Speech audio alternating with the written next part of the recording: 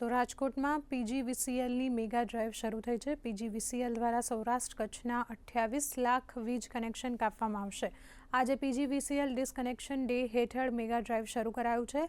જે પણ વીજ ગ્રાહકના 2 બિલ બાકી છે તેમના વીજ કનેક્શન કાપવામાં આવશે। તો 2700 જેટલા કર્મચારીઓ ટીમ બનાવીને આ કામગીરીમાં જોડાયા છે।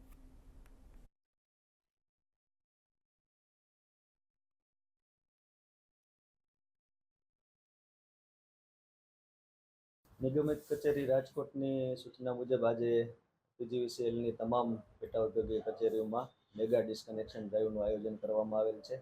તેના ભાગરૂપે આજે સિટી 2 ડિવિઝનના 7 સબ ડિવિઝન છે તેમાં પણ આયોજન કરવામાં આવી રહ્યું છે અને તમામ સબ ડિવિઝનમાં મહત્તમ ટીમો ડિસ્કનેક્શનમાં રાખી અને ખાસ કરીને જે ગ્રાહકોના 2 બિલના નાણાં બાકી છે તેના ઉપર ખાસ કરીને ડિસ્કનેક્શનની કાર્યવાહી કરવાની આજરોજ કરેલ છે।